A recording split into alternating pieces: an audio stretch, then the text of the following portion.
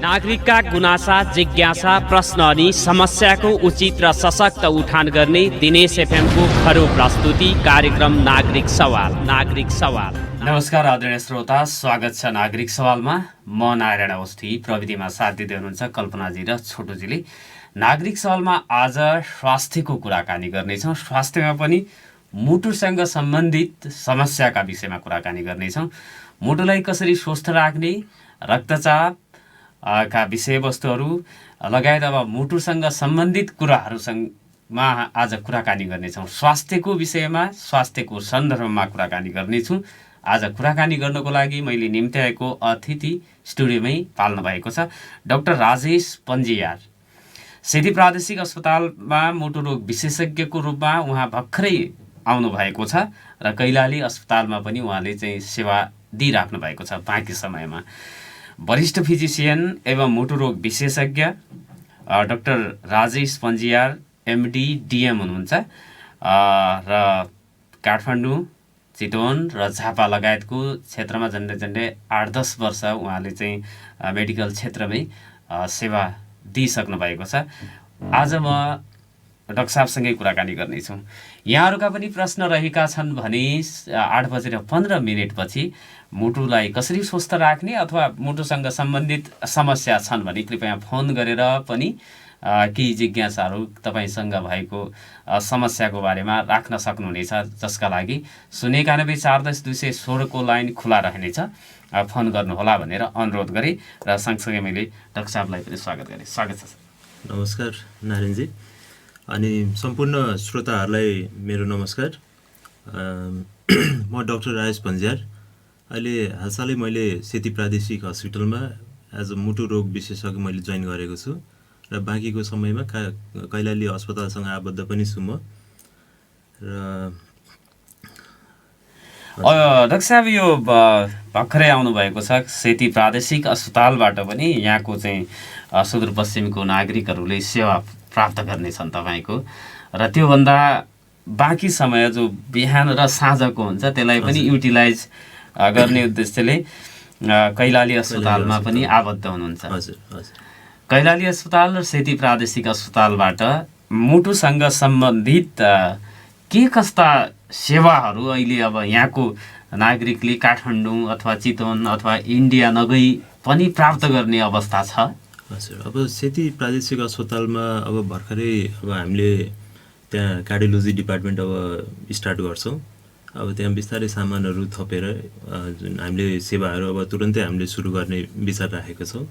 जस्तो सेवाहरूमा अहिलेलाई चाहिँ हामीले नन इन्टरभेन्सन कार्डियोलोजी अथवा प्रिभेन्टिभ कार्डियोलोजी हामी प्र्याक्टिस गर्छौँ। त्यसमा चाहिँ हामीले echocardiography, ECG, ambulatory blood pressure monitoring, Holter र टिएमटी जस्ता इक्विपमेन्टहरू राखेर बिरामीलाई चाहिँ अब हाइपरटेन्सन, डायबिटिज, कोलेस्ट्रोल भएको बिरामीहरू लगायत अरू पनि मुटुको विभिन्न रोगको बिरामीहरूलाई चाहिँ अब हामी यही सर्वसुलभ सेवा चाहिँ हामीले दिने प्रयास गर्छौँ।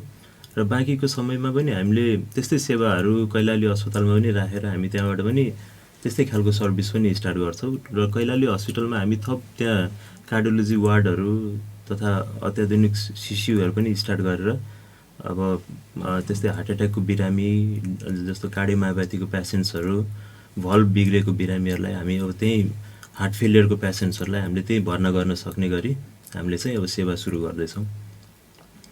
भनेपछि मुटुको सामान्यदेखि जटिल समस्याका लागि काठमाडौँ अथवा भारतको सहरहरू धाइरहनु पर्ने स्थिति छैन? अब केही हदसम्म त्यो अलिक कम होला।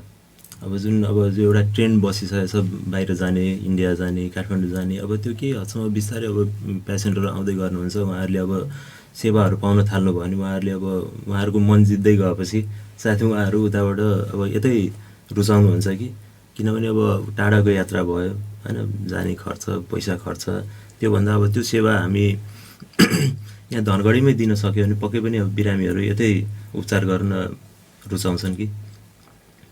डाक्टर साहब फिजिसियन पनि हुनुहुन्छ, मुटु रोग विशेषज्ञ, यो एमडी डिएम। हजुर, डिएम।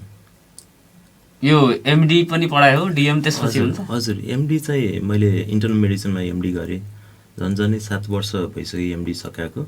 त्यसपछि 3 वर्ष doctorate in medicine in cardiology भन्ने सब्जेक्ट मैले त्यो डिएम त्यसमा गरेको डक्टरेट डिग्री त्यो सकेको नि 3 वर्ष भइसक्यो। मैले दुईटै डिग्री चाहिँ काठमाडौँ युनिभर्सिटीबाट सकाएको र त्यो डिग्री सकाएर मैले केही समय झापामा पनि काम गरेँ। अनि झापामा काठमाडौँमा अनि यहाँ सेती प्रादेशिक अस्पतालमा भ्याकेन्सी रहेछ भन्ने बुझेपछि मैले यहाँ पनि एप्लाई गरेर यहाँ आइपुगेको। सेतीमा जोइन गरेको कति भयो भर्खरै? सेती भर्खरै 1 हप्ता भयो। 1 हप्ताको अवस्थामा अब यो कार्डियोलोजी विभागको स्थापना गर्ने काम हुँदैछ। हजुर। अब यसमा प्रिभेन्टिभ कुराहरू भन्दै हुनुहुन्छ, कस्तो कस्तो अब यो सर्भिस पाउँछ? अब सर्भिसहरूमा अब मेनली त अब कार्डियक पेसेन्ट्सहरू कस्तो हुन्छन् भने अब कार्डियक डिजिजहरू जस्तो हाइपरटेन्सन भयो, डायबिटिज भयो, कोलेस्ट्रोल बढ्ने डिस्लिपिडिमिया भन्छौँ हामीले, त्यस्तो भयो। अनि अरू भल्भको समस्याहरू जस्तो रिमेटिक हार्ट डिजिजहरू भयो, इस्केमिक हार्ट डिजिज अथवा जुन हार्ट एट्याक भएको बिरामीहरूको जुन मुटु बिग्रेको अवस्था हुन्छ, इस्केमिक हार्ट डिजिज, कार्डियोमायोप्याथीहरू। अब बिरामीहरू अब हामीले चाहिँ डायग्नोस गर्दै लैजाने हो। जस्तो बिरामी आउनुहुन्छ, अब विभिन्न कम्प्लेनहरू लिएर आउनुहुन्छ, अब उहाँहरूको एक्चुअली अब यो कार्डियक रोग नै हो कि अरू केही हो भन्ने कुरा छुट्याउनु पनि कार्डियोलोजीको विशेषज्ञ हुनु चाहिँ जरुरी छ। किनभने धेरै बिरामीहरू अब सास फेर्न गाह्रो भइरहेको बिरामीहरूलाई दम एजमा छ भनेर उपचार भइरहेको बिरामीहरूमा यसो हेर्दै जाँदाखेरि चाहिँ मुटुको रोगहरू भएको भेटिन्छ। तर त्यो भेटाइदिने पनि अब कार्डियोलोजिस्टकै काम हो भनौँ न, होइन? त्यही भएर अब मेन त अब डायग्नोसिस पार्टमा चाहिँ कार्डियोलोजिस्ट भए चाहिँ डायग्नोस्टिक पार्टमा चाहिँ हेल्प हुन्छ। पक्कै पनि एउटा रोगको पहिचान हुन्छ, यो एक्चुअली मुटुकै रोग हो भनेर चाहिँ पहिचान। नत्र जस्तो यो दमको बिरामी छ, हजुर, दमको औषधि खाइराख्या हुन्छ, उतापट्टि मुटुमा पनि समस्या। हजुर, पछि यसो होइन दमकै भनेर 10 वर्षदेखि औषधि चलिरहेको हुन्छ, तर समस्या मुटुमा हुन सक्छ। समस्या चाहिँ मुटुमा हुन्छ। त्यो इकोकार्डियोग्राफी गर्दाखेरि, इकोकार्डियोग्राफी इसिजीहरू गर्दाखेरि बल्ल यो त दम रहेनछ, यो त मुटुको कारणले यस्तो सास फेर्न गाह्रो भइरहेछ भनेर चाहिँ थाहा हुन्छ है। र त्यसपछि हामीले दबाईहरू एडजस्ट गर्दाखेरि पक्कै पनि अब जुन अलि निको नभइरहेको सास फेर्न गाह्रो भइरहेको बिरामीहरू चाहिँ अलि आराम पाउनुहुन्छ उहाँहरूले, होइन?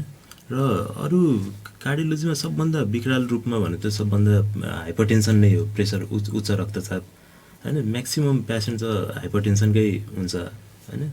किनभने भनाइ के छ भने 3 जनामा 1 जनालाई हाइपरटेन्सन भएकै हुन्छ र उहाँहरूलाई त्यो थाहा पनि हुँदैन कि।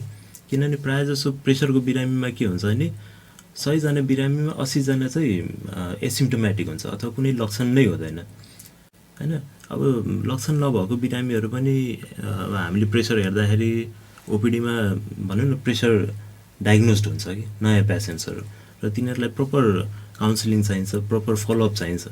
यस्तो होइन कि हामीले एकचोटि बिरामी हेऱ्यौँ र 1 वर्षको लागि दबाई लेखेर, होइन, त्यो ट्रेन्डभन्दा पनि हामीले त्यो बिरामीलाई पटक पटक केही समस्या नहुँदा पनि बेला बेलामा डक्टर कहाँ आउने, होइन, प्रेसरहरू जाँच गराइराख्ने र काउन्सिलिङ एकदमै इम्पोर्टेन्ट हुन्छ। जस्तो के खाने नखाने, कसरी एक्सर्साइजहरू गर्ने, त्यो कुराहरू चाहिँ अब कार्डियोलोजिस्टबाट काउन्सिलिङ हुँदा चाहिँ झन् राम्रो हुन्छ। किनभने हामीले त त्यो बिरामीको रेस्पोन्सिबिलिटी लिने हो, होइन? बिरामी एकचोटि हामी कहाँ आइसकेपछि त्यो बिरामी अब कसरी त्यसलाई अब काउन्सिलिङ गर्ने, त्यसको खानपिनदेखि लिएर त्यसको एक्सर्साइजहरू, होइन, सबै सिकाउने, होइन? त्यसको अब दबाई कति बेला चाहिन्छ, औषधि चाहियो भने कति मात्रामा चाहियो। अरू जस्तो अब हाइपरटेन्सन आफैमा एउटा रोग हो, तर यसले अरू रोगहरू निम्त्याउँछ। जस्तो हाइपरटेन्सन यदि कन्ट्रोल छैन भने, होइन, यसले इन्ड अर्गन ड्यामेजहरू जस्तो अब यसले चाहिँ किडनीमा असर गर्छ, होइन? यसले अब हार्टमै पनि, हार्टकै भेसल्सहरू जुन भन्छ नि, रगतको नलीहरू, त्यसमा चाहिँ असर गरेर हार्ट एट्याकहरू, त्यसकै कारणले पक्षघात, मस्तिष्कघात जुन भन्छ ब्रेन एट्याक, होइन, त्यो पनि अब प्रेसरकै कारणले हुन्छ। र अरू आँखामा पनि त्यसले समस्या गराउँछ, जस्तै रेटिनोप्याथिजहरू। त्यसैले प्रेसरलाई हामीले कन्ट्रोल गर्नु चाहिँ जरुरी हुन्छ। र प्रेसरको धेरै जसो बिरामी चाहिँ अनडायग्नोस्ड हुन्छ, त्यसो डायग्नोसिस नै भएको हुँदैन, मान्छेलाई थाहा पनि हुँदैन कि प्रेसर भएको हो भनेर। र यसरी यो हस्पिटल आउने क्रममा, डक्टरलाई भेट्ने क्रममा बल्ल कहिलेकाहीँ चाहिँ एक्सिडेन्टल फाइन्डिङ हुन्छ, त्यो प्रेसर बढेको चाहिँ भेटिन्छ। त्यो प्रेसर पहिले बढिसकेको हुन्छ, प्रेसर बढ्दाखेरि प्रेसरले हान्ने भनेको मस्तिष्क, आँखा, मृगौला र हार्टलाई पनि, मुटुलाई हार्ट एट्याक। र यो प्रेसर बढ्यो भने अन्य रोगहरू पनि जस्तो डायबिटिजहरू पनि हुन्छ? होइन, डायबिटिज भनेको छुट्टै रोग हो। प्रेसर र डायबिटिज सँगै हुँदाखेरि झन् समस्या हुन्छ। होइन, प्रेसर छुट्टै हो, डायबिटिज छुट्टै हो, तर दुइटै सँगै भयो भने त्यो रिस्क झन् बढी हुन्छ। जस्तो हार्ट एट्याकको रिस्क भनेपछि यो मुटु रोगको प्रथम लक्षण भनेको रक्तचापमा? हजुर, मुटु या त उच्च रक्तचाप या चाहिँ लो ब्लड प्रेसर, निम्न पनि हुन्छ? हजुर, निम्न विभिन्न कारण, मुटुको कारणले पनि निम्न हुन्छ र अरू कारणहरू पनि छन् निम्न ब्लड प्रेसर हुनु। अब जस्तो अरू कारणहरूमा तपाईँको जस्तो इन्फेक्सन्सहरूको कारणले, होइन, ब्लड लसहरू भयो, अब अथवा डायरिया, डिसेन्ट्री, भोमिटिङहरूको कारणले पनि निम्न रक्तचापहरू हुन्छन्। त्यो छुट्टै टपिक हो। त्यो उच्च रक्तचाप भनेको हाई ब्लड प्रेसर हुनु र निम्न रक्तचाप भनेको लो ब्लड प्रेसर। त्यसको अरू मुटु बाहेक पनि अरू थुप्रो कारणहरू हुन्छन्। एउटा व्यक्तिले स्वस्थ रहनको लागि यो चाहिँ रक्तचापलाई मेन्टेन गरिराख्नुपर्ने देखियो। हजुर। मुटुलाई स्वस्थ राख्नको लागि, रक्तचाप नबढोस् भन्नका लागि के गर्नुपर्छ? र हाम्रो चाहिँ यो जस्तो सुदूरपश्चिमको स्थिति पनि हामी कुरा गरौँला। सुरुमा त स्वस्थ मुटु भयो भने स्वस्थ जीवन। स्वस्थ मुटुका लागि के गर्ने? अब स्वस्थ मुटुका लागि के गर्नुपर्छ भन्ने कुरा विभिन्न टेलिभिजन या फिल्महरूमा आजभन्दा मैले बोल्नुभन्दा अगाडि पनि धेरैजनाले बोलिसक्नु भएको छ। जस्तो अब खानपिनकै कुराहरू आउँछ है। हामीले प्रपर खाना भनौँ न, मुटु हेल्दी राख्नको लागि एउटा डिसिप्लिन लाइफ हुनु बहुत जरुरी छ। डिसिप्लिन लाइफमा खानपिनकै कुरा आउँछ। जस्तो अब बढी तारेको कुराहरू, तेल भएको कुराहरू, होइन, तिनीहरू चाहिँ अभोइड गर्नु पर्यो। जस्तो मासुहरू, अलि जुन फ्याटी फुडहरू जुन हुन्छ त्यो चाहिँ बन्द गर्नुपर्ने हुन्छ अथवा कम गर्नुपर्ने हुन्छ त्यो, होइन। मोडरेसन अफ अल्कोहल, जस्तो अल्कोहल खाने हेबिटहरू जुन हुन्छ त्यसलाई चाहिँ अलिकति कम गर्दै, होइन, कि त बन्द नै गर्नुपर्ने हुन्छ त्यो, होइन। जेनरली अब युरोपियन कन्ट्रीहरूमा मोडरेसन अफ अल्कोहल भन्छ, तर अब हाम्रो परिवेशमा हामीले चाहिँ बन्द नै गर्नुहोस् भन्छ। किन हामीले बिरामीहरूलाई चाहिँ हामीले मोडरेसन कम गर्नुहोस् भन्दा पनि अलिकति नमानिदिने स्थिति हुन्छ अल्कोहोलिक पेसेन्ट्सहरू। त्यसैले अब अल्कोहल क्विट नै गर्न लाउनु पर्ने हुन्छ। र स्मोकिङ हेबिटलाई पनि अभोइड गर्नुपर्ने हुन्छ। त्यसले पनि प्रेसरलाई अलिकति, प्रेसरको समस्यालाई अझ भनौँ न हार्ट एट्याकतिर लैजाने त्यो गर्छ स्मोकिङले। त्यही भएर स्मोकिङ क्विट गर्दा पनि, स्मोकिङ बन्द गर्दा पनि प्रेसरलाई त्यसले चाहिँ घटाउने काम गर्छ। र अरूमा चाहिँ हामीले चाहिँ एक्टिभ हुनुपर्छ। एक्टिभ भनेको एक्सर्साइजहरू, जस्तो अब गाइडलाइनहरूले के देखाएको छ भने एक्सर्साइज चाहिँ हप्तामा कमसेकम 5 दिन, मोटामोटी दिनको 30 देखि 45 मिनटसम्म हामी ब्रिस्क वाक भन्छौँ। ब्रिस्क वाक अथवा अलिक छिटो हिँड्ने, पसिना आउने गरी। अनि एरोबिक एक्सर्साइजहरू जस्तो साइक्लिङ भयो, स्विमिङ भयो, होइन। आफूलाई चाहिँ अलिक सेडेन्ट्री हेबिटबाट अलिकति निकाल्नु पऱ्यो। जस्तो सेडेन्ट्री हेबिट भनेको अफिसमै कुर्सीमै बसिराख्ने जुन काम गर्नेहरू हुनुहुन्छ उहाँहरूलाई चाहिँ प्रेसर हुने रिस्क चाहिँ झन् बढी हुन्छ। त्यही भएर आफूलाई चाहिँ एक्टिभ राख्नुपर्ने हुन्छ। कम्तीमा 45 मिनट अथवा आधा घन्टा पसिना आउने गरी कुनै न कुनै काम गर्यो भने हजुर त्यसले चाहिँ मुटुलाई स्वस्थ राख्छ। त्यसले प्रेसरलाई कम गर्छ र प्रेसर कम भयो भने त्यो पक्कै पनि मुटु स्वस्थ नै हुन्छ। र अर्को कुरा के छ भने साल्ट इन्टेक चाहिँ कम गर्नुपर्छ। किनभने अध्ययनहरूले के देखाएको छ भने कुनै प्रेसर भएको बिरामीले 5 ग्रामभन्दा कम नुन चाहिँ खानुपर्छ दिनको। यदि 3.5 ग्रामभन्दा कम खायो भने त्यो झन् राम्रो, तर 5 भन्दा कम गर्नुपर्छ। त्यसले चाहिँ अब 4-5 महिनाको अन्तरालमा त्यो 5 ग्रामभन्दा कम नुन खाने व्यक्तिहरूको के हुन्छ, प्रेसर सिस्टोलिक ब्लड प्रेसर लगभग 8 देखि 10 को हाराहारीमा चाहिँ घटेर आउँछ। नुन कम खाने, नुन कम गर्नुपर्छ। अथवा त्यो एडेड साल्टहरू जुन हुन्छ नि, हामी नुन थपेर खान्छौँ, त्यो हेबिटहरूलाई चाहिँ कम गर्नुपर्छ। जस्तो पापडमा, अचारहरूमा, होइन, यो जङ्क फुडहरू भन्छ जुन बर्गरहरू, पिज्जाहरू, अब यिनीहरूमा चाहिँ अब अलि नुनको मात्रा अलिक कन्टेन्ट बढी हुन्छ। तिनीहरूलाई चाहिँ सकेसम्म अलिक कम गर्ने, अभोइड गर्ने, धेरै नखाने। यो अर्को मुख्य कुरा जस्तो खानपान भयो, स्वस्थ खानपान त्यसपछि व्यायाम, हजुर लाइफस्टाइल मोडिफिकेसन भन्छ अथवा स्वस्थ खानेकुरा खाने जस्तो अल्कोहल, रक्सी, चुरोट, त्यसपछि मासु नखानेहरूमा पनि मुटुको समस्या हुन्छ। हजुर हजुर अब हजुरले भन्नुभएको एकदम सही हो। जस्तो कति यो जति हामीले कुरा गऱ्यौँ तिनीहरू रिस्क फ्याक्टर हो। एउटा मुटु हाई रिस्क हुन्छ। हजुर हाई रिस्क। जस्तो हाइपरटेन्सन पनि, हाइपरटेन्सन आफैमा रोग हो तर मुटुको रोग गराउने एउटा रिस्क फ्याक्टर पनि हो। डायबिटिज पनि त्यस्तै हो। कोलेस्ट्रोल बढ्नु अथवा डिस्लिपिडिमिया हामी जुन भन्छौँ हाई कोलेस्ट्रोल, त्यो पनि त्यस्तै हो। स्मोकिङ पनि रिस्क फ्याक्टर हो। यतिसम्म कि अब मेललाई झन् बढी रिस्क हुन्छ फिमेल भन्दा। फिमेललाई अब पोस्ट मेनोपोजल पिरियडमा चाहिँ रिस्क बढेर आउँछ, तर पोस्ट मेनोपोजल पिरियडभन्दा अगाडि चाहिँ मेलको तुलनामा पुरुष मान्छेमा चाहिँ अलिक बढी रिस्क हुन्छ फिमेलभन्दा। र एउटा यो मानसिक जुन तनाव हुन्छ त्यसलाई व्यवस्थापन नगर्न सक्दा पनि मुटुमा समस्या गर्छ। हजुर हजुर स्ट्रेस फ्याक्टर हजुरले सम्झाउनु भयो मलाई। स्ट्रेस फ्याक्टर पनि इम्पोर्टेन्ट। जस्तो त स्ट्रेस फ्री हुँदाखेरि मुटुको रोग हुनबाट जोगिन्छ। सो आफूलाई एकदम स्ट्रेस फ्री राख्नुपर्छ। र स्ट्रेस फ्रीमा पनि तपाईँको लाइफस्टाइल मोडिफिकेसन जुन मैले भने जीवनशैली परिवर्तन हुँदाखेरि स्ट्रेस फ्याक्टर अलिक घटेर आउँछ। जस्तो हामीले बिहान एक्सर्साइजहरू गऱ्यौँ, मेडिटेसन्सहरू गऱ्यौँ भने त्यसले हाम्रो स्ट्रेस लेभललाई पनि अलिकति कम गर्छ र त्यसले अल्टिमेटली के हुन्छ भने प्रेसर घट्छ, मुटुको रोगहरू लाग्नुबाट जोगिन्छ।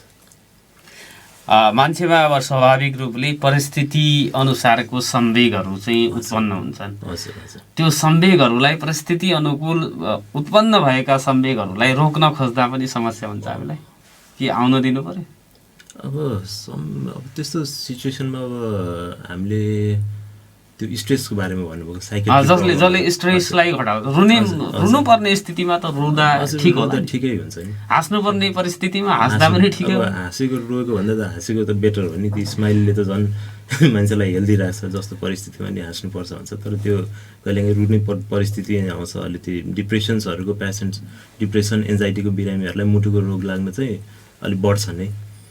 जस्तो यो अन्यौलता एउटा चाहिँ यो एउटा डिसिजनमा पुग्न नसकिने परिस्थितिलाई पनि खुलेर आफ्नो पीडाहरू पोख्यो भने पनि त्यसले तनाव कम गर्छ। स्ट्रेस लेभल अलिक कम गर्छ। त्यसलाई स्ट्रेस लेभल अलिक कम हुन्छ आफूलाई एक्सप्रेस गरियो भने होइन। अब त्यस्तै गाह्रो स्थिति आयो भने डक्टरलाई भेट्नु पनि हिचकिचाउनु हुँदैन। जस्तो साइकेट्रीको डक्टरहरू साहबहरू हुनुहुन्छ, उहाँहरूलाई पनि भेट्नुपर्छ कि आफ्नो मनको प्रब्लमहरू जस्तो डिप्रेसन, एन्जाइटी।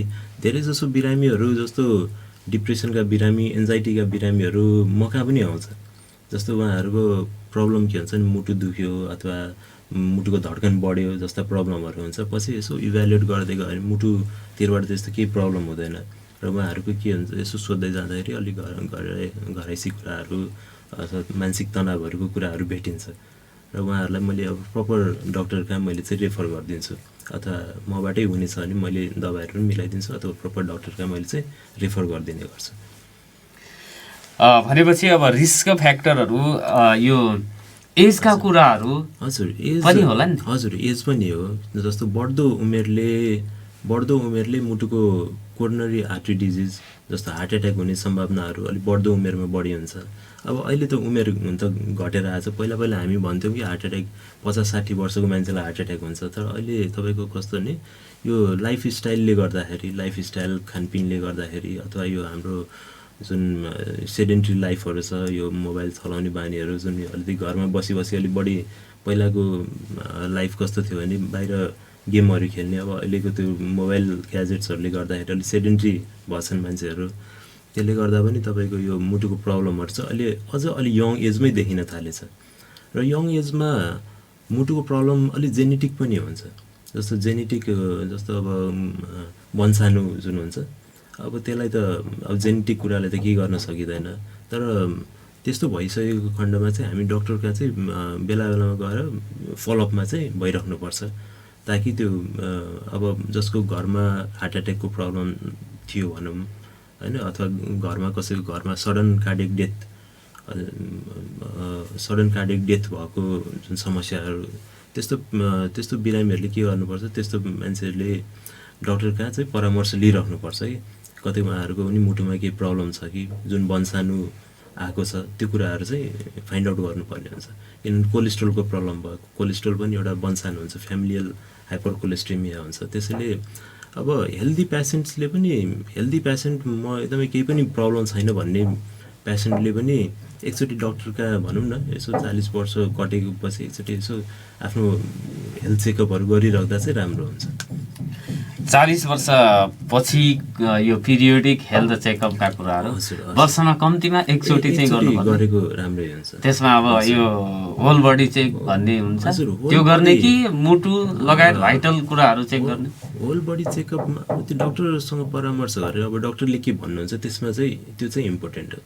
कहिलेकाहीँ होल बडी चेकअपमा अलिकति 1-2-4वटा अननेसेसरी टेस्टहरू पनि हुन्छ, त्यो चाहिँ डक्टरले भनिदिनुहुन्छ यो नगर्दा पनि हुन्छ होइन, यति यति गर्नुहोस्। किनभने अब कस्टको कुराहरू आउँछ होइन, अब किन हामी कहाँ आएको बिरामीलाई अब अननेसेसरी धेरै कस्ट नलागोस् भन्ने हिसाबले चाहिने जाँचहरू मात्र हामीले होइन, अब त्यसकै लागि भनौँ न हामी विशेषज्ञ भएको। वर्षमा कम्तीमा एकपटक डक्टरलाई भेटेर आफ्नो स्वास्थ्यको स्थिति थाहा पाउँछ। हजुर। र रेगुलर रूपमा त अब एक्सर्साइज गर्ने कुराहरू, खानपानको कुराहरू, व्यायामको कुराहरू, मानसिक तनावलाई व्यवस्थापनका कुराहरूमा ध्यान दियो भने मुटु रोग अलिक कम हुन्छ। हजुर, कम हुन्छ अथवा घटेर आउँछ, त्यो इन्सिडेन्स चाहिँ घटेर आउँछ भनौँ न।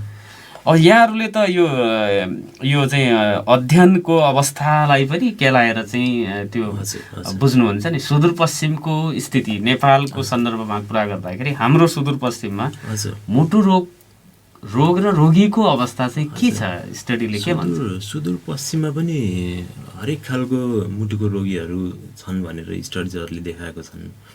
जस्तो प्रेसर, कोरोनरी आर्टरी डिजिजहरू अथवा हार्ट एट्याक हुन सक्ने कन्डिसन्सहरू, उच्च रक्तचापहरू, यस्ता बिरामीहरू त छन् नै सबैतिर, नेपालभरि नै अथवा संसारभरि नै धेरै नै छन्। त्यही पनि सुदूरपश्चिममा कस्तो देखिएको छ भने तपाईँको रिमेटिक हार्ट डिजिज, मुटुको बाथरोगको समस्या अरू नेपालको अरू ठाउँहरूको तुलनामा चाहिँ 4-5 गुणाले अलिक बढी रहेछ यतातिर। र वंशाणु त जन्मजात वंशाणु होइन, जन्मजात मुटुको रोगहरू चाहिँ जस्तो कन्जनाइटल हार्ट डिजिजहरू भन्छौँ हामीले, मुटुको प्वालहरू, सिओपिडी भन्छ। हजुर, सिओपिडी होइन, त्यो चाहिँ कन्जनाइटल हार्ट डिजिज भनिन्छ त्यसलाई। जस्तो मुटुमा जन्मजात प्वालहरू हुन्छ नि, जस्तो एट्रियल सेप्टल डिफेक्ट, भेन्ट्रिकुलर सेप्टल डिफेक्ट्सहरू, जस्तो मुटुको प्वालहरू होइन, तिनीहरू चाहिँ यतातिर अलिक बढी देखिन्छ। सुदूरपश्चिममा त्यो इन्सिडेन्सहरू अलिक बढी छ अरू नेपालको अरू ठाउँहरूको तुलनामा चाहिँ। रुमेटिक हार्ट डिजिजहरू चाहिँ, रुमेटिक हार्ट डिजिज जस्तो त्यो भनेको बच्चा अवस्थामै सानो उमेरमै पनि हुन सक्ने हो कि त्यो पछि विकसित हुन्छ? हजुर, त्यो स्टार्ट चाहिँ सानो बेलामै हुन्छ। रुमेटिक हार्ट डिजिज जस्तो रुमेटिक फिभरबाट सुरु हुन्छ। जस्तो प्रायः जसो जुन टन्सिलाइटिस, फ्यारेन्जाइटिस भइराख्ने बच्चाहरूलाई यदि हामी समयमै हामीले फाइन्ड आउट गरेनौँ भने प्रब्लम, त्यो पछि गएर के हुन्छ, एक प्रकारको ब्याक्टेरियाबाट हुने जुन ग्रुप ए स्ट्रेप्टोकोकल इन्फेक्सन भन्छ कि, त्यसले यदि इन्फेक्सन भएर यदि फ्यारेन्जाइटिस, टन्सिलाइटिसहरू भएको छ भने त्यसको एन्टिजेनिक प्रपर्टी भन्छ। जस्तो हाम्रो मुटुको भल्भहरूको जुन टिस्युजहरू हुन्छ त्यसको र त्यो ब्याक्टेरियाको एन्टिजेन एकै खालको हुन्छ, एन्टिजेनिक प्रपर्टी। त्यसैले त्यसको अगेन्स्टमा जब एन्टिबडिजहरू उत्पन्न हुन्छ शरीरमा, त्यसले गएर अल्टिमेटली त्यो ब्याक्टेरिया भनेर त्यो सेल्फ हार्म गरिदिन्छ। सेल्फ आफ्नै मुटुको भल्भहरूको टिस्युजहरूलाई अलि हार्म गरेर दीर्घकालीन मुटुको समस्याहरू गराउन सक्छ। जस्तो भल्भको समस्याहरू, भल्भ साँगुरो हुने, भल्भ चुहिने खालको समस्याहरू चाहिँ हुनसक्छ। र यसलाई यदि हामीले सुरुमै सानो बेलामै यदि हामीले डिटेक्ट गरेर, यदि फाइन्ड आउट गरेर यदि हामीले उपचार गरेनौँ भने भविष्यमा गएर यसले अझ नराम्रो रूप लिन्छ र भोलिको दिनमा भल्भ नै फेर्नुपर्ने अवस्था पनि आउन सक्छ। त्यस्तो कन्डिसन टन्सिलर फ्यारेन्जाइटिस भन्छ, हजुर, यो चाहिँ हुन नदिनु पर्यो। हजुर, हुन नदिनु पर्यो। यदि भइहालेछ भने प्रपर हामीले चाहिँ प्राइमरी प्रिभेन्सन भन्छौँ। हजुर, तुरुन्तै हामीले औषधिहरू सुरु गरेर होइन, नाक कान घाँटीको डक्टर अथवा कार्डियोलोजिस्ट कहाँ गएर होइन तुरन्त औषधि सुरु गरेर हामीले चाहिँ पेनिसिलिन भन्ने दबाई हुन्छ, पेनिसिलिन दबाई इन्जेक्सनबाट पनि दिन सकिन्छ, मुखबाट पनि खुवाउन सकिन्छ होइन। 3 हप्ता 4 हप्तामा एकचोटि हामीले चाहिँ त्यो सुई लाउनु पर्ने हुन्छ, इन्ट्रामस्कुलर लाउनु पर्ने हुन्छ। त्यो चाहिँ प्राइमरी, हजुर, त्यो चाहिँ प्राइमरी प्रिभेन्सन। रोग जहाँ छ त्यहीँ रोकिन्छ, रोगलाई बढ्न दिँदैन। बढिहाल्यो भने त फेरि त्यो भल्भको समस्याहरू हुन्छ, भल्भ नै बिग्रेर जाने, त्यसपछि अब त्यसको कन्सिक्वेन्सेसहरू, त्यसको अरू कन्सिक्वेन्सेस त धेरै नै हुनसक्छ। जस्तो अब हार्ट फेलियर, पछिको दिनमा हार्ट फेलियर हुनसक्छ, भल्भ साँघुरो हुनसक्छ, मुटुको धड्कनहरूमा गडबडी हुनसक्छ, त्यो सबै त्यसको कन्सिक्वेन्सेसहरू। र त्यस्तो बिरामीहरू धेरै छन् नेपालमा। नेपालको अब जुन अवस्था छन्, हाम्रो जुन लिभिङ स्ट्यान्डर्ड छ त्योसँग त्यसले इफेक्ट गर्ने हो। जस्तो अलिक क्राउडेड इन्भाइरोमेन्ट, जुन पोभर्टी, जुन हामी गरिबी भन्छौँ, गरिबीबाट पनि अब त्यो रिमेटिक हार्ट डिजिजहरू अलिकति हुने चान्सेसहरू बढी हुन्छ। अनहाइजिन कन्डिसन्समा, जस्तो अलिक क्राउडेड इन्भाइरोमेन्टमा बसिएको छ भने त्यहाँबाट पनि त्यो इन्फेक्सन्स हुने चान्सेसहरू बढी हुन्छ। र भनौँ न अहिले अब कार्डियोलोजिस्टको सङ्ख्याहरू बढ्दै गएको छ नेपालमा, कार्डियोलोजीको केयरहरू बढ्दै गएको छ। अनि बल्ल अब यस्तो रोगहरू चाहिँ फाइन्ड आउट भइरहेछ। नभए यस्तो रोगहरू धेरै अहिले हाम्रो समाजमा पनि, गाउँघरतिर पनि धेरै यस्तो बिरामीहरू चाहिँ अब लुकेर बस्नु भएको छ कि अहिले हस्पिटलसम्म आएर अब एकैचोटि जब गाह्रो अवस्था हुन्छ त्यति बेला हस्पिटल आउँदा उहाँको त पुरानो रोग रहेछ, जुन चाहिँ अब 10 वर्ष 20 वर्ष 30 वर्षपछि बल्ल एकदमै गाह्रो अवस्था आइसकेपछि बल्ल डिटेक्ट हुन्छ, बल्ल पत्ता लाग्छ। डाक्टर साहब, हामी छोटो व्यापारिक विश्राममा जाउँ। व्यापारिक विश्रामपछि पुनः आदरणीय श्रोता हामी कुराकानी गर्नेछौँ र कुराकानी गर्नको लागि सेती प्रादेशिक अस्पताल र कैलाली अस्पतालमा कार्यरत हुनुहुन्छ डाक्टर राजेश पन्जियार, वरिष्ठ मुटुरोग विशेषज्ञ एवं फिजिसियन हुनुहुन्छ। उहाँसँग मैले कुराकानी गरिराखेको छु। 8:15 तपाईँहरूका केही जिज्ञासाहरू छन् भने फोन गरेर सोध्न सक्नुहुनेछ। र त्योभन्दा अगाडि मैले प्रश्न गरिराख्नेछु र मैले प्रश्न गरिराख्दाखेरि तपाईँहरूसँग भएको प्रश्न नछुटोस् भन्नका लागि हामीले तपाईँहरूलाई पनि समय दिएका छौँ। 8:15 पछि 091-410-216 फोन गर्नुहुन अनुरोध गर्दै व्यापारिक विश्राममा जान्छौँ। पुनः संवादमा आउनेछु। दिनेश एफएम सुन्दै गर्नु। नागरिक सभामा मैले डाक्टर साहबसँग कुराकानी गरिराखेको छु। वरिष्ठ फिजिसियन एवं मुटुरोग विशेषज्ञ डाक्टर राजेश पन्जियारसँग संवाद गरिराखेको छु। सेती प्रादेशिक अस्पतालको कार्डियोलोजी विभागमा उहाँ अहिले त्यहाँ स्थापना गर्ने भनेर अस्पतालले पहिलो विशेषज्ञ डाक्टरको रूपमा चाहिँ आउनुभएको छ। र सँगसँगै कैलाली अस्पतालमा पनि उहाँले चाहिँ साँझ बिहानको समयमा चाहिँ हेरिराख्नु भएको छ। डाक्टर साहब, अब यो चाहिँ मान्छेहरूले अब मुटुमा अथवा प्रेसर बढ्यो अथवा मुटुको अवस्था के छ भन्नको लागि विभिन्न यो मेडिकल टेस्टहरू गर्नुपर्ने हुन्छ।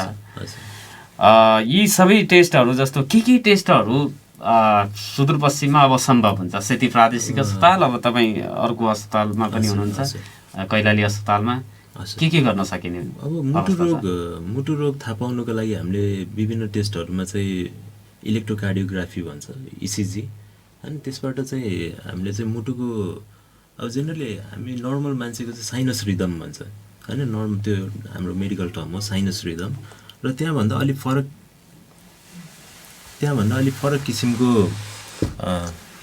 फरक किसिमको मुटुको तरङ्गहरू छ भने त्यसलाई हामीले एरिथमियाज भन्छौँ कि होइन। एरिथमिया त मुटुको धड्कनमा गडबडी हुने होइन। हार्ट ब्लक, जस्तो हार्ट ब्लक भन्दाखेरि दुई थरीले, हार्ट ब्लक भनेको एउटा कोरोनरी भेसल्सहरू जुन रगतको नलीहरूको ब्लक भनेको त्यो छुट्टै ब्लक हो, त्यसलाई चाहिँ हार्ट एट्याक भनिन्छ होइन।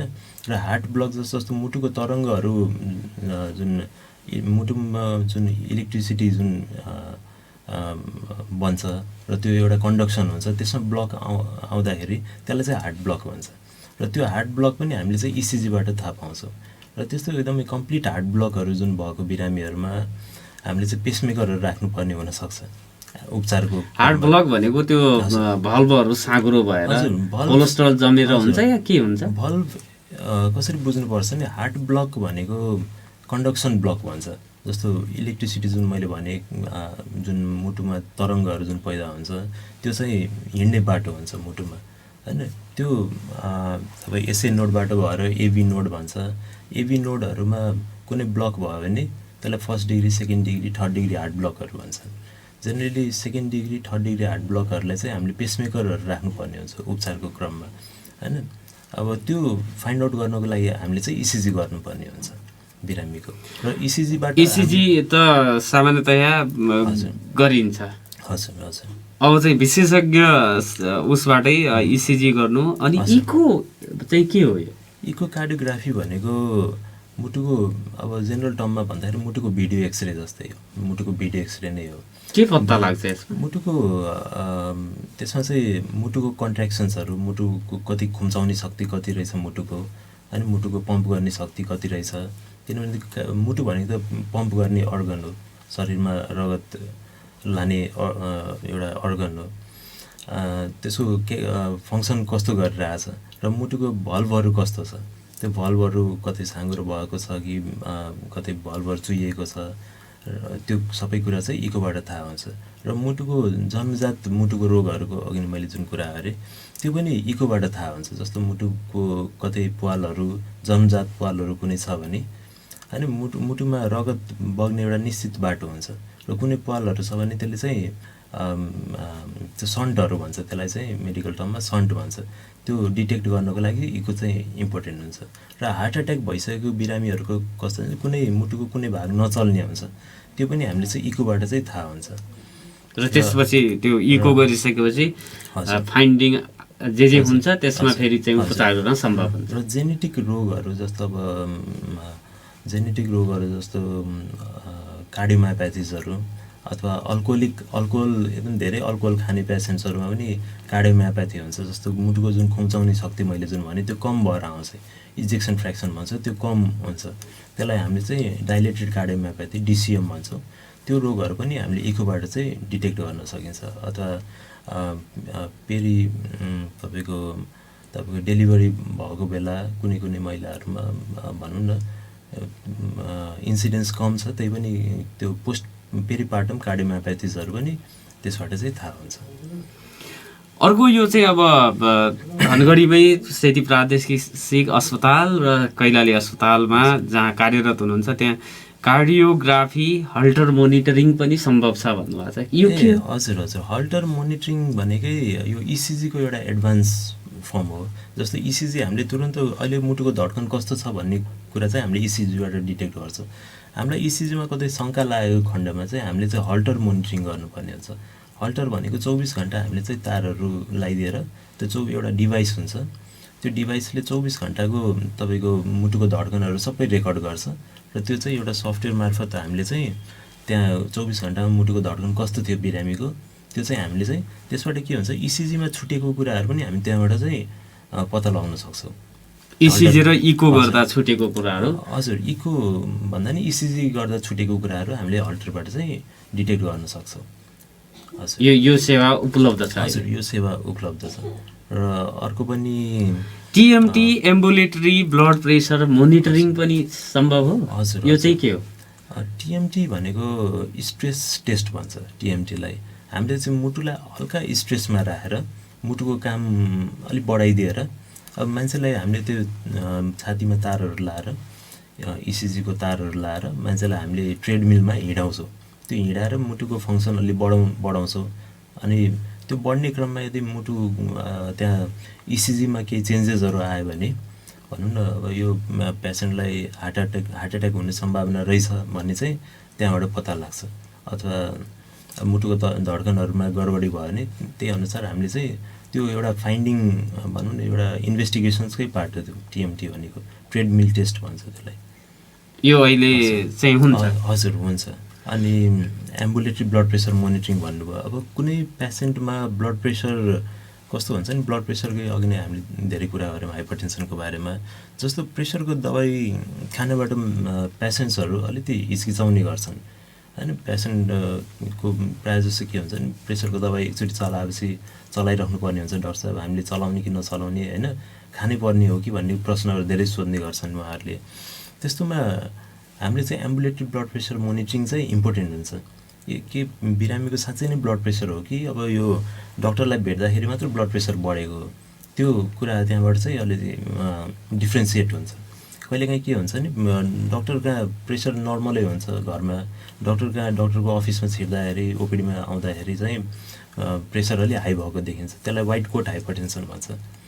अथवा डक्टरलाई भेट्न जाँदाखेरि प्रेसर बढेर आउने होइन, त्यस्तो पेसेन्टलाई हामीले के गर्छौँ भने हल्टर जस्तै हामीले चाहिँ हातमा चाहिँ आममा एउटा कफ बाँधेर त्यो पनि एउटा डिभाइस हुन्छ, त्यसले 24 घन्टाको ब्लड प्रेसर नापेर रेकर्ड गर्छ, एभ्री हाफ एन आवरमा रेकर्ड गर्छ र त्यसले राति सुत्ने बेलामा कस्तो थियो ब्लड प्रेसर अथवा काम गर्ने बेलामा कस्तो ब्लड प्रेसर थियो त्यो सबै हामीले चाहिँ 24 आवरको डाटा निकालेर र डाटामा के हुन्छ भने यदि एभरेज ब्लड प्रेसर 130/85 जस्तो सिस्टोलिक ब्लड प्रेसर र डायस्टोलिक ब्लड प्रेसर भन्छौँ, सिस्टोलिक यदि 130 भन्दा माथि र डायस्टोलिक 85 भन्दा माथि छ एभरेजमा पनि त्यो चाहिँ हाइपरटेन्सन रहेछ, त्यसरी चाहिँ हामीले डायग्नोस गर्न मिल्छ पेसेन्ट्सलाई।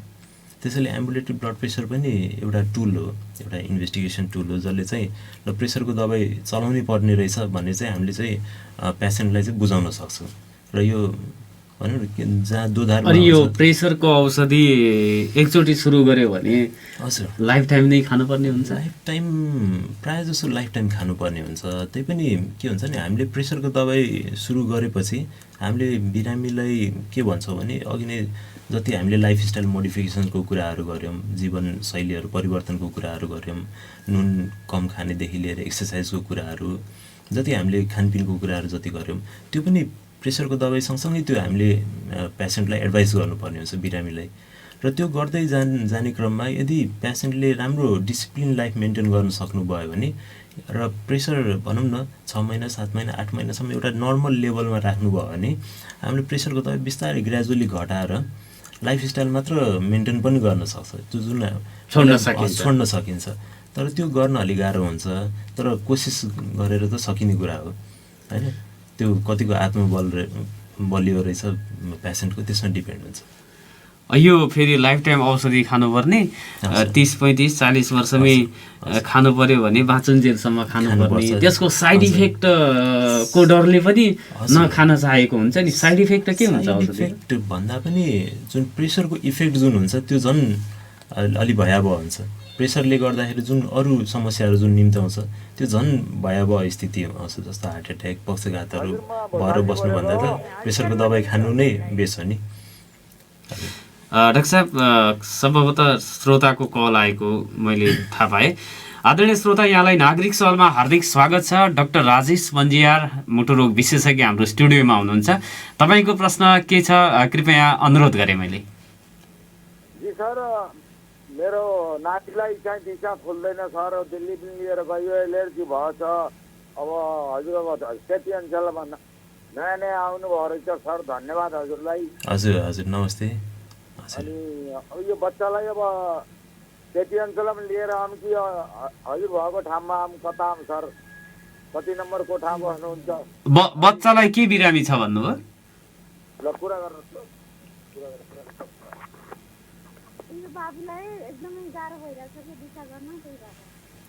दिशा गर्न गाह्रो भइराखेको छ बच्चालाई। त्यसको लागि त तपाईँले अस्पताल आउनु पर्ला, सेतीमै आउनु पर्ला है? हजुर हजुर, मेडिसिन विभागमा मेडिसिन ओपिडी भन्नुहोस्। मेडिसिन ओपिडीमा डाक्टर साहबले भन्दै हुनुहुन्छ मेडिसिन ओपिडीमा आयो भने तपाईँको बच्चाको उपचार सम्भव हुन्छ। फोनका लागि धन्यवाद छ। मुटु रोगसँग सम्बन्धित अथवा मुटुसँग सम्बन्धित समस्या यदि तपाईँहरू कहाँ छ भने कृपया 091-410-216 फोन गर्न मैले अनुरोध गरेँ। अगाडि बच्चाको अलि अन्य प्रब्लम थियो जस्तो लाग्यो मलाई। डाक्टर साहब, यो जस्तो औषधिको कुराहरू गऱ्यौँ, ECG, echocardiography, Holter monitoring, TMT ambulatory blood pressure monitoring लगायतको यो सेवा अब सुरु भयो सुदूरपश्चिममा, सेती प्रादेशिक र कैलाली अस्पतालमा। हजुर, यो चाहिँ सुरुको चरणमा भयो। यो चाहिँ यसलाई हामीले चाहिँ नन इन्टरभेन्सन कार्डियोलोजीको पार्ट भन्छौँ हामीले होइन, अथवा प्रिभेन्टिभ कार्डियोलोजी नन इन्टरभेन्सन कार्डियोलोजीको पार्ट भयो। त्यसपछि अरू कुराहरू पनि छन् कार्डियोलोजीमा, त्यसको लागि पनि अब हामीले दोस्रो चरणमा त्यो कुराहरूको लागि पनि पहल गर्नेछौँ। जस्तो क्याथ ल्याबको कुराहरू आउँछ। क्याथ ल्याब अब मुटुको समस्या भइसकेपछि अब अरू सर्भिसहरू पनि चाहिने सक्छ। अघि नै मैले जसरी हार्ट ब्लकको कुराहरू गरेँ, हार्ट एट्याकको कुराहरू गरेँ, अब त्यसको उपचारको लागि क्याथ ल्याब हुनु पनि जरुरी छ। अब त्यो बिस्तारै हामीले क्याथ ल्याब भनेको त्यो एउटा मेसिन हुन्छ, अलि खर्चिलो मेसिन नै हो। त्यसबाट चाहिँ हामीले एन्जियोग्राफी, एन्जियोप्लास्टी, पेसमेकर जस्ता उपचारहरू त्यहाँबाट चाहिँ सम्भव हुन्छ त्यो मेसिनबाट। त्यो चरणमा अब यो अहिले त हाम्रो चाहिँ यो फर्स्ट स्टेजमा छौँ भनेर भनिराख्नु भएको छ। दोस्रो चरणमा प्रवेश गर्नको लागि हामीलाई समय त्यो प्रश्न म एकछिनमा गर्छु। हाम्रो चाहिँ श्रोताको कल आएको छ। यहाँलाई नागरिक सवालमा हार्दिक स्वागत छ। नमस्कार, को बोल्दै हुनुहुन्छ? हजुर नमस्कार हजुर, हामी यो तुरे कैलालीबाट। हजुर डाक्टर साहबलाई यहाँको चाहिँ के छ जिज्ञासा? हजुर डाक्टर नमस्कार हजुर। नमस्ते। हजुर यो मेरो यो मुटुको यो धड्कन हुन्छ नि सर।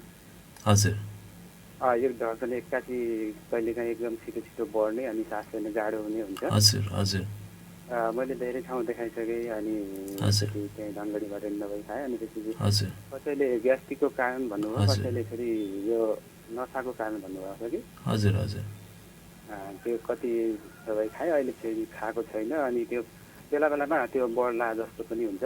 हजुर हजुर खानु होला भन्नुहुन्छ। हजुर हजुरले के गर्नुपर्छ नि, हजुरसँग जति रिपोर्टहरू छन् नि पहिला पुरानो रिपोर्टहरू हजुरको, त्यो सबै एकचोटि लिएर आउनु होला। म एकचोटि तपाईँको सबै पुरानो रिपोर्टहरू हेरेर अब त्यसपछि केही थपथाप गर्नु पऱ्यो नि त्यो जाँचहरू गरेर हजुरलाई के छ छैन म एकदमै राम्ररी समय दिएर म हजुरलाई सबै कुरा भनिदिन्छु।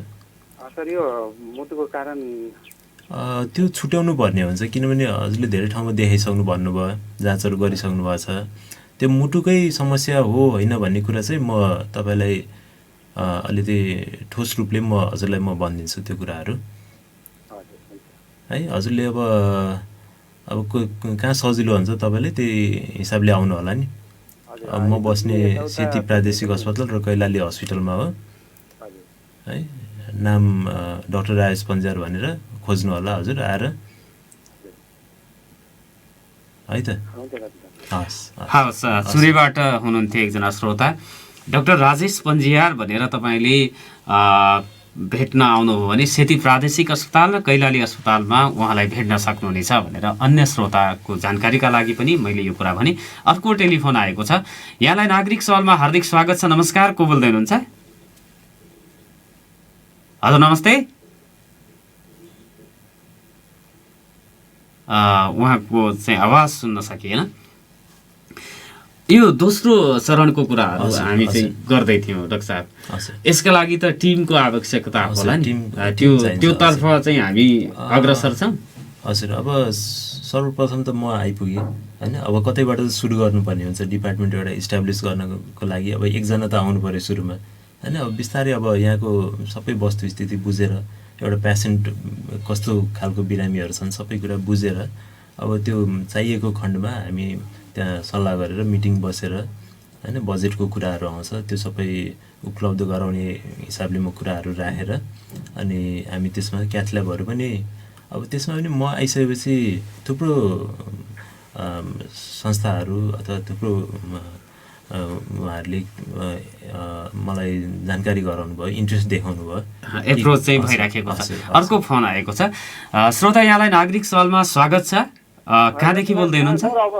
नमस्ते, म हरिश बोहरा कैलाली गाउँबाट। हजुर यहाँको के छ समस्या? अलि सर म डाक्टरलाई सानो एउटा कुरो, मेरो यो दायाँ भेर्टिकलतिर कुनै पनि यता काहीँ मैले यता म हुन त एक्सर्साइज बढी गर्छु गर्न त होइन। हजुर हजुर एक्सर्साइज बढी गर्छु, त्यो कारणले गर्दाखेरि अब फौजीमा काम गरेको मान्छे हो, एक्सर्साइज बढी गर्छु। अलिक कहिले काहीँ यो दायाँ साइडतिर चिडिक जस्तो चिड्की जस्तो अनुभव हुन्छ अनि कहिले कतिखेर पनि अलिकति कुनैखेर पोले जस्तो हुने, तर बायाँतिर हुन्छ कि दायाँतिर साइडतिर हुन्छ सर होइन। हजुर त्यसले अलिक मलाई अलिकति चिड्का जस्तो भयो भने पसिना भयो जस्तो अनुभव हुन्छ कि सर। हजुर दायाँ साइड भन्नुभएको होइन हजुर? नै सर, यो बायाँ साइड।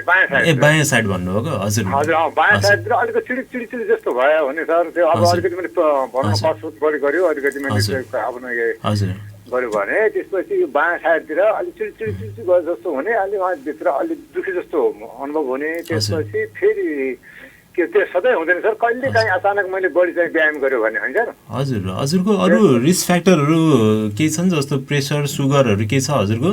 सुगर केही पनि छैन, मलाई ग्यास्ट्रिक प्रब्लम छ सर। हजुर गेस्ट्रिकको प्रब्लम छ अलि त्यसले मात्रै हो, न कि मलाई बायाँ दायाँ अरू केही पनि छैन सर। हजुर हजुर। अनि के यो छाती दुख्ने भन्नु भने हजुर कस्तो दुखाइ चाहिँ कस्तो हुन्छ हजुरको? दुखाइ छ अलिकति चिड्का हाने जस्तो, हजुर घोचे जस्तो भन्नुभयो? हजुर हजुर चिड्का हाने घोचे जस्तो हुने, घोचे जस्तो हुन्छ हजुर। अनि त्यसपछि मलाई धेरै कहिले अलिक लङ टाइम रह्यो, अथवा 1-1.5 घन्टासम्म रह्यो यसको दुखायो भने चाहिँ अलिक पस्न भयो जस्तो हुने क्या सर। हजुरको उमेर कति भयो? मेरो सर 52 भयो सर। हजुर। एकचोटि जाँचहरू गरेको राम्रो हुन्छ। त्यो घोचेको दुखाइ चाहिँ खासै मुटु रिलेटेड हुँदैन भनिन्छ प्रायः जसो। त्यही पनि एकचोटि हजुरको उमेर अलि भनौँ न 50 नआएको हिसाबले एकचोटि इसिजीहरू मुटुको जाँचहरू गरेको चाहिँ राम्रो हुन्छ हजुरलाई। र अरू जेनरल टेस्टहरू एकचोटि गरेर अनि ढुक्क हुँदा चाहिँ राम्रो। हजुर हजुर। मैले यहाँ हाम्रो मेरो भाइ नै हुनुहुन्छ, त्यो अहिले कृष्ण बोहरा भन्ने इमर्जेन्सी इन्चार्ज हुन्छ हजुर हजुर खेतीमै हाम्रो कामना मेडिकलमा मैले 2 चोटि इसिजी गरेँ हजुर। गर्नमा त्यस्तो प्रब्लम त केही पनि आएन हैन सर। हजुर हजुर। त्यो दुखाइ चाहिँ कहिले काहीँ कि महिनाको 1-2 चाहिँ यस्तो प्रब्लम आइरहन्छ सर। हजुरको यसो कुरा सुन्दाखेरि चाहिँ मुटुको समस्या जस्तो लागेन मलाई। त्यही पनि एकचोटि अब मैले भन्नु पर्दाखेरि मलाई पुरानो रिपोर्टहरू छ भने हजुरको एकचोटि मलाई देखाउनु होला, किनभने अलिक ढुक्क भइन्छ नि त होइन। मैले पनि हेरेर एकचोटि होइन भनिदिँदाखेरि अलिकति अझ अलि राम्रो हुन्थ्यो कि मलाई पनि अलिक कन्फिडेन्स आउँथ्यो हजुरको रिपोर्ट हेरेर। किनभने यसरी फोनबाटै कुरा गर्दा सबै कुरा अलि थाहा हुँदैन होइन। किनभने मैले त्यो मुटुको साउन्डहरू पनि सुनेर हजुरलाई अब जाँचै गर्नुपर्छ भन्ने छ नि, पुरानो जाँचहरू गरिसक्नु भएको छ नि त्यसबाट पनि मैले हेरिदिन मिल्छ है। त्यसै अब यता आएको बेला मलाई भेट्नु होला हजुरले।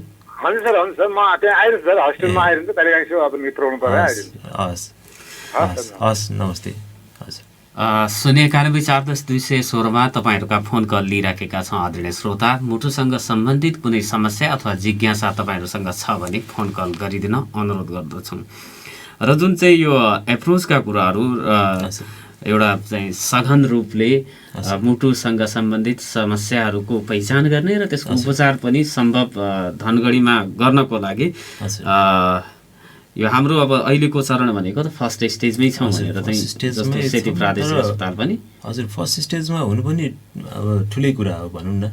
अब केही नभइदिएको हरेक कामको सुरुवात पहिलो स्टेपबाटै हुन्छ। हजुर हजुर।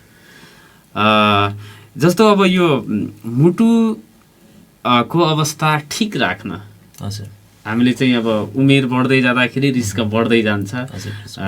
आहार व्यवहार यो चाहिँ के अरे व्यायामको कुराहरू गर्नुभयो, तैपनि जस्तो यो मुटुलाई सधैँ राख्न र समग्र शरीरलाई चाहिँ सही राख्नको लागि नगरी नहुनुपर्ने जस्तो कुराहरूमा कुरा भन्नुपर्दा एज अ फिजिसियन मुटुरोग विशेषज्ञ के सल्लाह चाहिँ सबैका लागि उपयुक्त हुन्छ? सल्लाहहरू के हुन्छन् भने अब आफूलाई मुटु फिट भनेको मान्छे फिट हो होइन। मुटु हेल्दी भयो भने त्यो स्वतः होइन त्यो मान्छे फिट नै हुन्छन्। र त्यसको लागि डाइट ह्याबिटलाई राम्रो गर्नुपर्छ, डिसिप्लिनमा बस्नुपर्छ। डिसिप्लिनमै तपाईँको डाइट पनि आउँछ, एक्सर्साइजहरूको कुरा आउँछ, अल्कोहल कम गर्ने कुरा आउँछ, स्मोकिङ नगर्ने कुराहरू आउँछन्। त्यो सबै कुराहरू गर्दै जाँदाखेरि मुटुको रोगहरूलाई अलिक कम गर्न सकिन्छ होइन। हुने चान्सेस अलिक घटाउन सकिन्छ मुटुको रोग। र उमेर बढ्दै जाँदाखेरि जस्तो यो उमेर बढ्ने क्रममा समस्या मुटुमा बढी आउँछ। हजुरले जुन कुरा गर्नुभयो नि त्यसमा यो सबै हामीले जुन कुराहरू गरिरहेको छौँ त्यो रिस्क फ्याक्टर भन्छन्। जस्तो मुटुको प्रब्लमहरू मुटुको रोगको रिस्क फ्याक्टरहरू हो यिनीहरू। जस्तो मुटुको रिस्क फ्याक्टरमा पनि एउटा मोडिफाएबल रिस्क फ्याक्टर भन्छ, एउटा नन मोडिफाएबल जसलाई हामीले चाहिँ के गर्न मिल्दैन। जस्तो उमेर त बढ्छन् नै, उमेरलाई त रोक्न सकिँदैन। अब जुन वंशाणु गुणहरू वंशाणु जुन रोगहरू आएको हुन्छ मुटुको त्यसलाई त केही गर्न सकिन्छ। त्यो त अब बुवालाई बाजेलाई प्रेसर थियो, छोरालाई हुने चान्सेस त पक्कै पनि बढी हुन्छ होइन। अब त्यसलाई त केही गर्न सकिँदैन। र अब मेललाई पनि अघि नै मैले भने जस्तै फिमेलभन्दा अलिक बढी हुन्छ रिस्क होइन। अब यिनीहरू चाहिँ नन मोडिफाएबल रिस्क फ्याक्टर भयो। अब मोडिफाई गर्ने रिस्क फ्याक्टरहरूमा तपाईँको प्रेसर कन्ट्रोल गर्नु पऱ्यो। प्रेसर बढिराख्यो भने पक्कै पनि तपाईँको मुटुको रोग बढ्ने चान्स हुन्छ होइन। डायबिटिजलाई कन्ट्रोल गर्नु पऱ्यो, सुगर यदि कन्ट्रोल अवस्थामा छ भने त्यो मुटुको रोग लाग्नबाट त्यसले जोगाउँछ। र कोलेस्ट्रोललाई पनि कन्ट्रोल गर्नुपर्ने छ हामीले। टोटल कोलेस्ट्रोलहरू अथवा कोलेस्ट्रोलको हामीले धेरै कुरा गऱ्यौँ आज। जस्तो कोलेस्ट्रोलमा पनि एलडिएल, एसडिएल विभिन्न खालको कोलेस्ट्रोलहरू हुन्छ। Low density lipoprotein, high density लाइपोप्रोटिनहरू। हाई डेन्सिटी लाइपोप्रोटिन भनेको राम्रो कोलेस्ट्रोल हुन्छ, लो डेन्सिटी लाइपोप्रोटिन ट्राइग्लिसराइडहरू भनेको नराम्रो। कोलेस्ट्रोल बढ्न नदिनुको लागि के खाने के नखाने? हजुर, कोलेस्ट्रोलमा पनि तपाईँको अलि हेरिडिट्री पनि हुन्छ। अब त्यो पार्टलाई अब कोहीलाई के हुन्छ, अलि सानै उमेरमा भने 20-30 वर्षको मान्छेलाई पनि हामीले कोलेस्ट्रोल अलिक धेरै भइरहेको देखिरहेछौँ। त्यो चाहिँ हेरिडिट्री हुन्छ उहाँहरूको चाहिँ होइन। र अरू चाहिँ कोलेस्ट्रोल बढ्न नदिनुको लागि खानपिनकै कुरा आउँछ। जस्तो फ्याटी फुडहरूको कुरा जुन होइन, यो सेचुरेटेड फ्याटहरू जुन एनिमल फ्याट्सहरू जुन हुन्छ तिनीहरूलाई चाहिँ अलिक कम गर्ने। अघि नै मैले कुरा गरिसकेँ। जस्तो फ्राई गरेर जुन खाने बानी हुन्छ नि, सकेसम्म फ्राइड आइटमहरू कम गर्नुपर्छ। जस्तो उसिनेर अथवा ग्रिल गरेर त्यो रापमा पकाएको खानेकुराहरू ठिकै हुन्छ। उसिनेको खानेकुरा भन्दा फ्राई चाहिँ अभोइड गर्नुपर्छ सकेसम्म। जङ्क फुडहरू जस्तो फास्ट फुड आइटमहरू अघि नै मैले जुन भने यो पिज्जा, बर्गरहरू यिनीहरू चाहिँ अब यो कोक, अब ठ्याक्कै कोक मैले भनिहालेँ। जस्तो अब स्विट एन्ड बिभरेजहरू भन्छ, जस्तो जुन कोल्ड ड्रिङ्क्सहरूले पनि तपाईँको रिस्क बढाउँछ कि होइन। कोल्ड ड्रिङ्क्सहरूले कस्तो त्यो त्यति राम्रो, त्यो सुगर कन्टेन्ट अलिक बढी हुन्छ। सुगर कन्टेन्ट बढी हुँदाखेरि के हुन्छ नि तपाईँको यो डायबिटिजहरू, प्रेसरहरू कन्ट्रोल गर्न अलिक गाह्रो भइरहेको हुन्छ त्यो स्विट एन्ड बिभरेजहरूले गर्दाखेरि, कोल्ड ड्रिङ्क्सहरूले गर्दाखेरि। त्यसैले अब त्यो खानपिन नै हो, हेल्दी खानपिन गर्नु पऱ्यो। प्राकृतिक किसिमको जीवनयापन, प्राकृतिक खानपिन। हजुर, खानपिन, प्राकृतिक खानपिन भन्ने बित्तिकै अब हाम्रो चाहिँ भान्सामा प्राकृतिक खाना भन्छ। तर जुन अहिलेको अवस्थामा प्याक्ड यो चाहिँ प्याकिङ गरिएको, हजुर अहिले गर्न अलिक गाह्रो हुन्छ। अहिलेको जुन अवस्था छ, अहिले हामी हिँड्नुपर्छ यताउता होइन, यहीँ खान्छु यस्तै खान्छु भनेर पनि सकिने अवस्था छैन। तर सकेसम्म कन्ट्रोल गर्नु पऱ्यो कि सकेसम्म यस्तो गर्नु हुँदैन, मेरो मुटुको लागि यो ठिक होइन भनेर चाहिँ बुझेर मनन गरेर हिँड्नुपर्ने हुन्छ। त्यसलाई नै अब डिसिप्लिन तरिकाले बस्नु पऱ्यो। डाक्टर साहब, यो समय उपलब्ध गराउनु भएकोमा म धन्यवाद दिन चाहन्छु। कार्यक्रमको अन्तमा छौँ, 1 मिनट बाँकी छ। हजुर, अन्तमा के भन्न चाहनुहुन्छ? अन्तमा के अरे सुदूरपश्चिम भर्खर आउनु भएको छ, कस्तो लाग्यो? हजुर, भर्खरै आइयो। जे सोचेको भन्दा निकै राम्रो छ होइन। ठाउँ पनि राम्रो छ सबै खालको होइन। मान्छेहरू पनि एकदम मिलनसार लाग्यो मलाई होइन। अब बस्दै जाउँ, पक्कै पनि राम्रै हुन्छ आउने दिनहरू। र मेरो तर्फबाट अब जति सहयोग हुन्छ यो ठाउँलाई, अब बिस्तारै अब पुरानो हुँदै गएपछि यही ठाउँको भइन्छ होइन। अन्त घर काठमाडौँ अब यो ठाउँ आएपछि अब यो ठाउँलाई अप्नाएर अब यहाँको जनताहरूलाई सकेसम्म राम्रो गर्ने कोसिस गर्छु है। Thank you. आदरणीय श्रोता, यहाँहरूलाई पनि मुटुसँग सम्बन्धित समस्या छ भने यहाँहरूले डाक्टर राजेश पन्जियारसँग भेट गर्न सक्नुहुनेछ। कैलाली अस्पतालमा र सेती प्रादेशिक अस्पतालमा विशेषज्ञ सेवा दिइराख्नु भएको छ। कैलाली अस्पतालमा त अत्याधुनिक कोरोनरी केयर युनिट समेत हामी चाहिँ सञ्चालनमा ल्याउने प्रयासमा छौँ भनेर उहाँ चाहिँ भनिराख्नु भएको थियो। तसर्थ यहाँहरूको चाहिँ समय 10 देखि 3 सम्म उपचार गराउनु छ भने सेती प्रादेशिक अस्पताल बिहान र साँझको समयमा, कैलाली अस्पतालमा डाक्टर राजेश पन्जियार वरिष्ठ मुटुरोग विशेषज्ञ हुनुहुन्छ, उहाँलाई भेट्न सक्नुहुनेछ। जसका लागि 2टा अस्पतालमा तपाईँहरूले चाहिँ जान होला भनेर मैले यो सूचना पनि तपाईँहरूसँग सम्प्रेषण गर्ने प्रयास गरेँ। संवाद सुनिदिनु भएकोमा तपाईँहरू सबैलाई धन्यवाद दिँदै बिदा माग्छु। नमस्कार, शुभ दिन।